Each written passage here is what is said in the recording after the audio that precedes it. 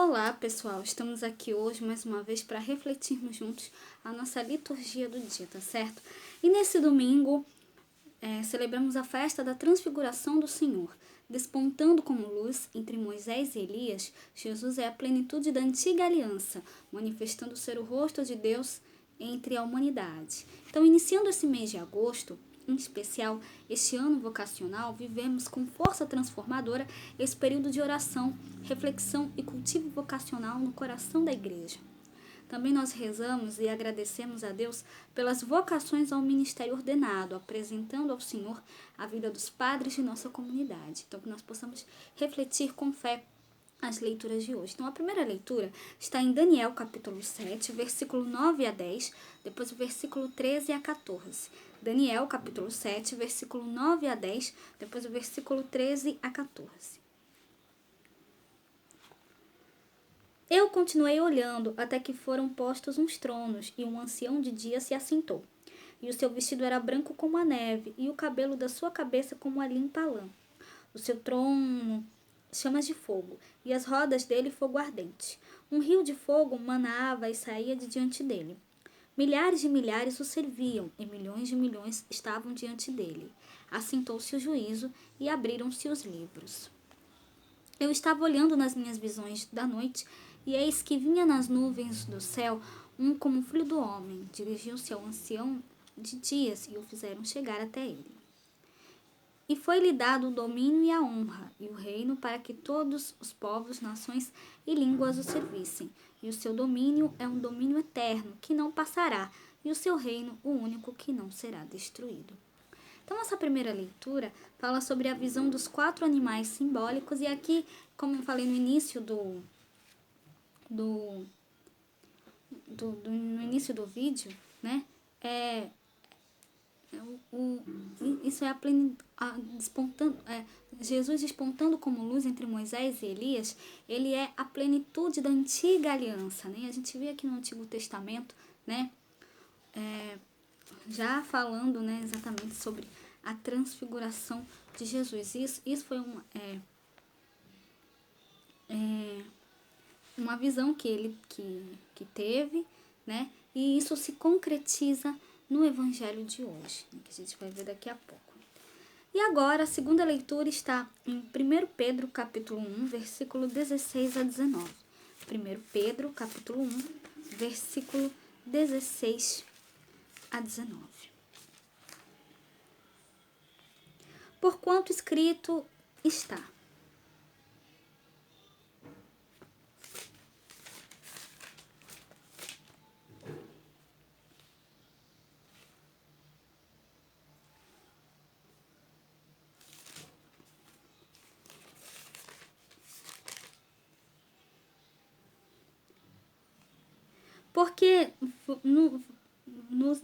Porque não vos fizemos saber a virtude e a vinda de nosso Senhor Jesus Cristo,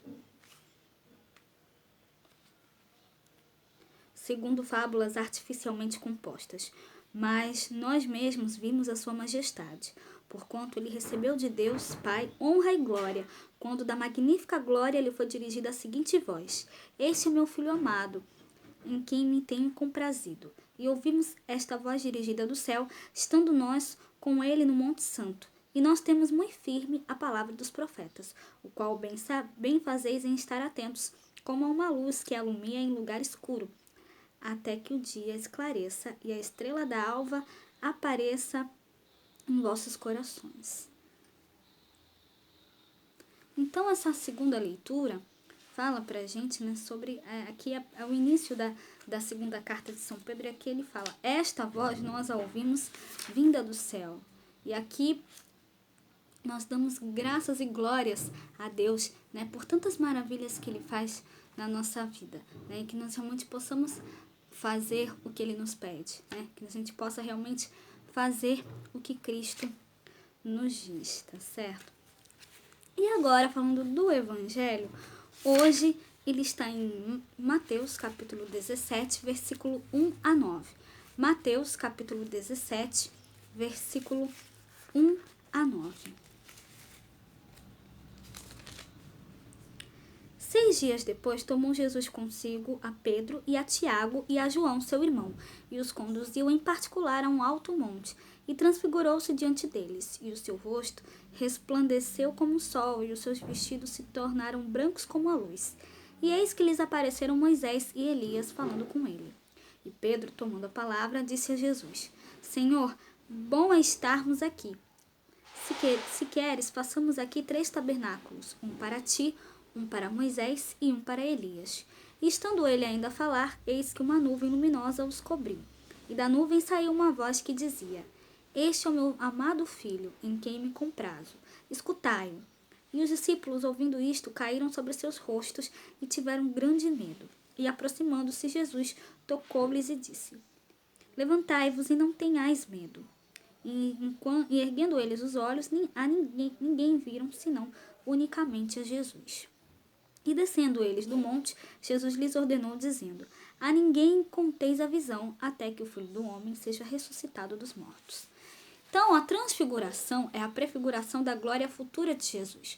Mateus acrescenta que o rosto de Jesus brilhou como o sol e as suas roupas ficaram brancas como a luz. O rosto brilhante de Jesus é o rosto do Pai que se revela à humanidade, representada pelos discípulos. Então, Jesus é contemplado falando com Moisés e Elias. Ele é a síntese e o ápice da lei e dos profetas. É a própria lei de Deus que se revela como amor aos humanos, ensinando-os a amar como ele amou, até a infâmia da morte de cruz. A voz celeste, ao dirigir-se aos discípulos, assegura que Jesus é o Filho amado, aquele que agrada ao Pai, é o Salvador, o Messias servo, pobre e obediente até a morte. Os discípulos devem escutar e seguir o que ele diz e ensina, porque em Jesus repousa o projeto salvífico do Pai. Então, nesse sentido, a transfiguração toma feições pedagógicas após ter anunciado a sua paixão, né, no capítulo 16, versículo 21 a 23 de Mateus, e exposto aos discípulos as exigências para segui-lo, né? Também no capítulo 16, versículo 24 a 28, o transfigurado deve ser seguido, assim como ele segue o itinerário de salvação proposto pelo Pai e obedece em tudo. Descendo da montanha, os discípulos são exortados a não dizer nada a ninguém, para que o messianismo de Jesus não seja confundido com nenhuma expectativa messiânica triunfalista. Então, será que Pedro, João e Tiago entenderam o recado da transfiguração ou continuaram com o mesmo pensamento anterior a ela? Então, para saber disso, nós precisamos ler o restante do Evangelho de Mateus. E, então, para refletir, né, a gente pergunta o seguinte: qual é a ideia, qual é a imagem que trazemos do messianismo de Jesus? Qual a atitude motiva a viver e a praticar em nossa vida pessoal, comunitária, e qual a atitude, né, a transfiguração, nos ensina e motiva a viver e a praticar em nossa vida pessoal, comunitária e eclesial? Então, que nós possamos refletir sobre isso, tá certo? Então, era isso que eu tinha para falar para vocês hoje. Muito obrigada a todos por curtirem, por comentarem. Aqueles que só assistem mesmo também agradeço. Espero que vocês tenham gostado dessa reflexão de hoje. Espero encontrá-los todos aqui amanhã, segunda-feira, se Deus quiser, para continuarmos refletindo cada vez mais as leituras da Sagrada Escritura. Então, muito obrigada a todos e até a próxima, se Deus quiser.